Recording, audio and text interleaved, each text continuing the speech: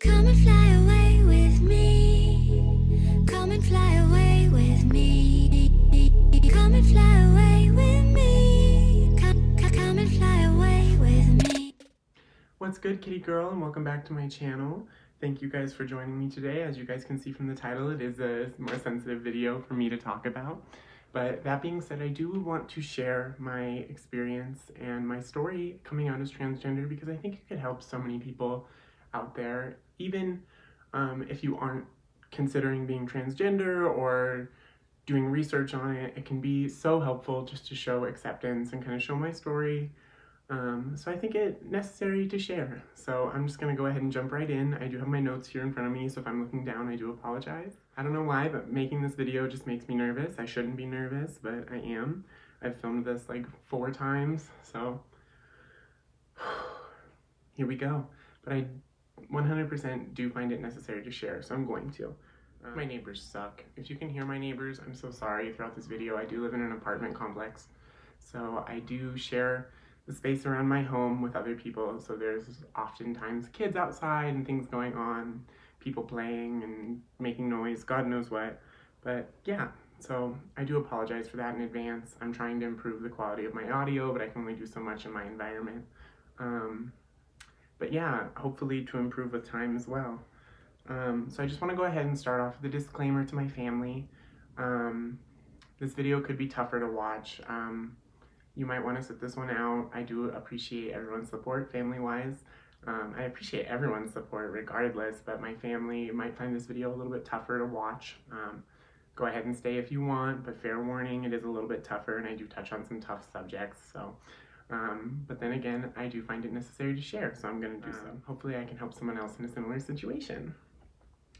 I'm going to go ahead and preface and start out where I lived. I did grow up in Wyoming. If you guys have been watching my channel for long enough, you probably have seen tons of vlogs from Wyoming and like nature vlogs and some of my content I did back when I was in Wyoming.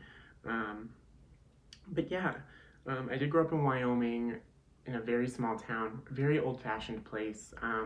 The LGBTQ wasn't really something that was very widely pushed or as popular as it is here in the city. Unfortunately, there wasn't a lot of hype around it. It wasn't something that was too well educated.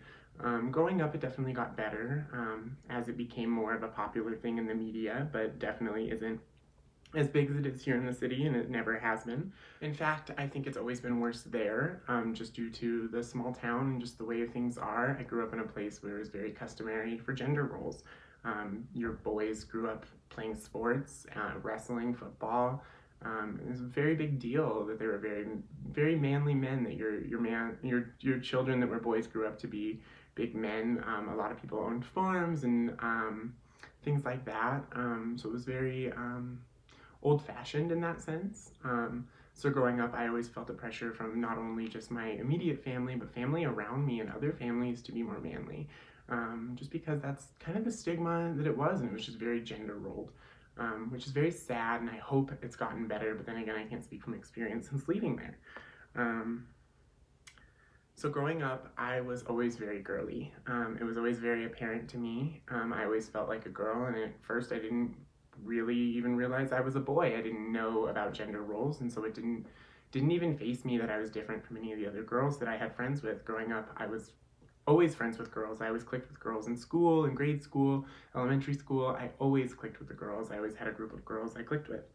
So growing up, I always had sleepovers and things with the girls. It was very normal. It was very like best friend situation. My parents didn't think anything of it, weren't even worried about the fact just because they know me. I've always been very girly, and they've always known that I was good friends with these girls. So it wasn't even a worry in their mind. I was always treated like a normal girl growing up, allowed to go hang out with my girlfriends and shit. I was never really, I was always looked at like that in the aspect of the one boy that was safe to come to the sleepover, or not that I came out as gay at a young age or anything like that, but I don't know if my family just knew, but they always had a sense that I was good with the girls, as to where most boys wouldn't be allowed at the sleepover. So everyone kind of knew I was very feminine. It wasn't something I tried to hide. Growing up, I played with dolls. Thunder. But growing up, I played with dolls. I did unapologetically feminine. I was always trying to paint my nails or whatnot, bring dolls to school. I didn't care. I liked pink. It wasn't a big deal. Until I started getting older and I realized my dad was kind of embarrassed by it. Which, growing up where we did, I can understand my dad's side of things. It's not normal. It's not something he's encountered every day, especially to him. On YouTube, you see a lot more of it, and in the city, you see a ton of it, and transgender, LGBT, like all sorts of things. But there, it was very closed-minded. I grew up in a primarily white community, which definitely made ground for racism and discrimination of all kinds. Unfortunately, I feel like I grew up in a place where that was kind of normalized, which isn't cool, but sadly was the situation. And so I almost felt like I had to, growing up, felt like I had to kind of hide it to be safe and to feel like I wanted my dad to love me and to feel like I wasn't embarrassing him. And I didn't understand how that would embarrass him. So but regardless, I did kind of keep it down, tone it down, and try to maintain a normal life to those around me and appear normal, even though I would go home and play with dolls and be the girliest thing, put a blanket on my head, pretend I had long hair, like go off sis. But regardless, yeah, I did try to hide it and try to fit into social norms for a very long time. But regardless, my first haircut, I got a mullet because I didn't want them to cut my hair. I didn't understand. I was going to school. I needed, you know what I mean? My first year of school, and so they wanted to make me, give me a nice haircut. But I was like, no, I want it long. But so we settled with a mullet. So my first picture has a mullet. Not going to show that, but maybe someday in like a transition timeline video, I will pop a picture in. Looking at my notes, I'm sorry. I always experienced euphoria. Even as a young child, I was always misgendered. Even on the phone or in person, to be honest, I was misgendered. And I always hung out with girls. I had a very feminine voice growing up, which was honestly made me stick out, and I kind of hated that more so as I got into school because it made me a target for more of the bullying. Which I never experienced terrible bullying, but I definitely got the normal, like, are you gay question over and over again. Kind of questions if I'm a boy or a girl, things like that, even though at that time I was still dressing as a boy and going to school as a boy just so my dad would be happy and I wouldn't. I also didn't know much other options. I didn't realize that I could transition. I didn't know that was an option. I was kind of stuck and I didn't really know I had options. So as I became a teenager, I started to suffer with acne. And that kind of got me into skincare, which I was so grateful for. Because as I got into skincare, I started to learn that you could use makeup to make your skin look better. And I started to play with makeup and get into makeup and steal makeup from my mom and just friends. My friends had makeup. I would ask questions. And it became very known to my friends and my mom that I was into makeup and that I was becoming very into it and starting to get my own and develop my own collection. And eventually I started playing with the artistry and started to realize that I could feminize my face. And I started to become very unapologetically feminine with my makeup and my artistry.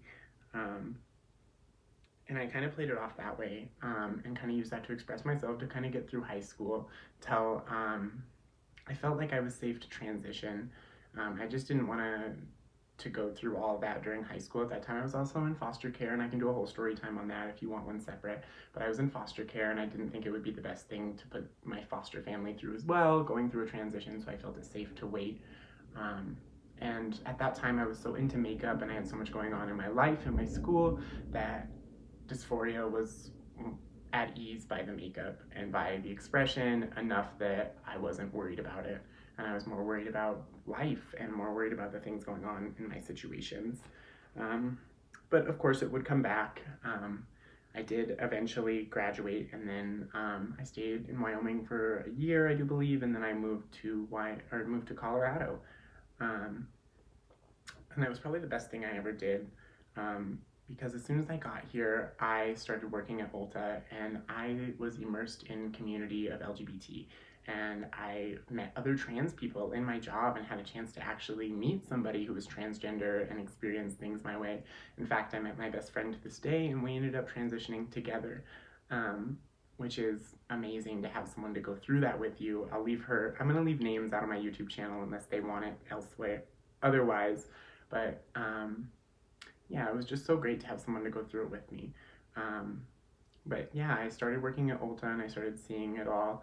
And I started talking to boys, and I was so feminine at that point, and I started wearing bras. And I mean, I had already been talking to boys. I had been openly gay throughout high school, but I started talking to boys more in a feminine way and more presenting feminine. I started wearing a bra and wearing primarily feminine clothes. In high school, I definitely started expressing myself with jeans, skinny jeans, and like more girly type clothes, not fully, but once I moved, I started wearing more girl clothes and dresses and things like that, and really started dressing the feminine part. And so I found it easier when I was meeting guys and talking to guys and going on dates if I had a feminine name to tell them instead of my name. And it was something one of my trans friends had told me just to do to be safe. It's just more of a safety thing, having a more feminine name. And so I picked the name Alex, and I went by Alex for a while, and then I decided I liked Alexis, and I eventually, I used that name so much, and then eventually I sat down with my best friend, and we decided we wanted to change our names full time. And she was feeling the same way I did, and so we both decided we were going to do it at the same time so we could go through it together and experience that together, and so we wouldn't be alone. Because it's kind of scary, and if you're contemplating coming out as trans, you understand that fear of having to tell everyone, this is my new name, I'm transgender, and that can be very, very tough. So we decided, and I came home and I told my roommates, and my roommates were so supportive, and they had already known I'd been calling myself Alex to boys, and so they started calling me Alex primarily all the time, and it didn't take long for them to get it down pat, which I'm so grateful for. My roommates and my friends were probably the easiest to tell because they were also supportive, and they honestly had expected it or had already made it very known that they were open and loved me regardless of myself, whether I was gay, trans, whatever. So yeah, I'm so grateful for that. It was a little bit tougher when it came time to tell my mom. And then I told my mom, she was so accepting, and she told me that she had always known, and it was a very heartfelt conversation, and I cried. But my mom was so accepting, and she told me that she knew, and she was going to try using my name. And she was awesome. It took her a little while to get my name down pat, especially where I don't live with her, but regardless, she did eventually get it, and she's doing so much better now.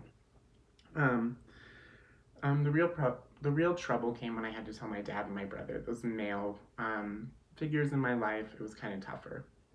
So my dad kind of found out, sadly, through Facebook. I didn't have the courage to tell him, and I changed it on Facebook, and he messaged me the next day. I was definitely going to call and tell him, but he saw on Facebook before I could. And it was kind of, I was kind of hoping it would go that way because it's kind of a tough subject to bring up. And so having it brought up by him would make it easier for me. I probably should have went to him first because I know that can be a lot, having everyone see it and not even know. But I did go ahead and post it on Facebook and change my name just because I felt like that needed to be done, and he did call me. My relationship with my dad has always been kind of spotty. We don't talk often, so I mean, he works a lot, goes a lot of different places for work, does God knows what, but yeah, regardless. So we don't talk too much, so it was kind of hard for me to call him out of the blue and be like, hey, I'm transgender.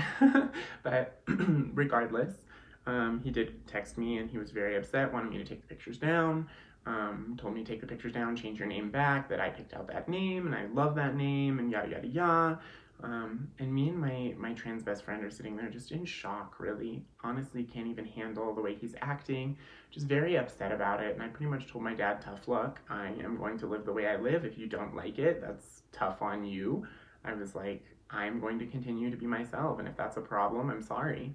And the next day my dad contacted me and told me that he loved me, and that he was freaking out, and that he was sorry, and that he just didn't know how to handle it, seeing it on Facebook and having the whole family call him. Because other people saw it first, and I'm sure people did call like, whoa, what's going on? But yeah, so he kind of freaked out, but he did come to me the next day and tell me that he loved me, and that he would call me by my new name, and we worked things out, and he's so supportive now. As far as my brother goes, same thing. He kind of saw it on Facebook, and it was really tough for him. Told me that he'd always call me my brother, and that it'd be really hard. And I kind of let him know, and I said, "Sorry, you can call me, or I'll always be your brother, but you can't call me your brother." And I was like, we'll always have that connection, but I am who I am now, and that's something that you're gonna have to accept if you want to continue being in my life. And it was tough for him to process. It took him the longest. Just because I can understand your little brother going away like that. I can understand that. But yeah, he did definitely come around. It's still tough for him to call me by my new name, and it's still, we don't talk often. We haven't really seen each other much in person since then. But yeah, he's making progress. Definitely working on being respectful. God, someone's cat is meowing so loudly. But yeah, it really, long haul is those who love you will accept you. Sometimes it takes time. I grew up in a place where I never thought I would be accepted, and so to be accepted really was amazing. And I know it can be so intimidating because you never know what anyone's going to think, but if you are in a safe place to transition and you feel like you need to, don't wait. Make sure you're in a safe place, but don't let what people think stop you from being happy. I did that for so many years and it didn't work out, and now I've missed out on years of happiness that I could have achieved just by, saying screw you, I am who I am. So I encourage you to do the same. Make sure you're in a safe spot, and if you're contemplating being transgender and worried about what other people will say, don't care. Those who love you will overlook it. Those who love you will still love you. And if they don't, maybe it's for the best. If they don't support you afterwards, just because you want positivity in your life and you want people who support you around you constantly. And if someone doesn't support you, tell them goodbye. There's no need.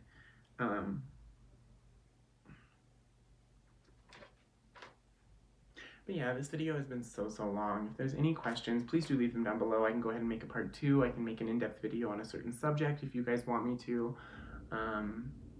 Yeah, it's definitely a tougher subject for me to talk about, but I want to share as much information as possible so I can help anyone out there. So if you have any questions or requests for videos, go ahead and leave them down below.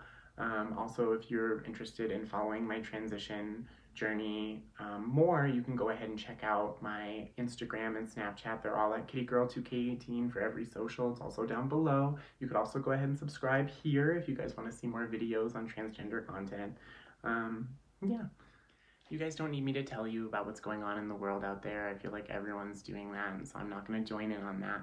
But regardless of everything, do stay safe. And with that being said, we'll go ahead and see you guys next time.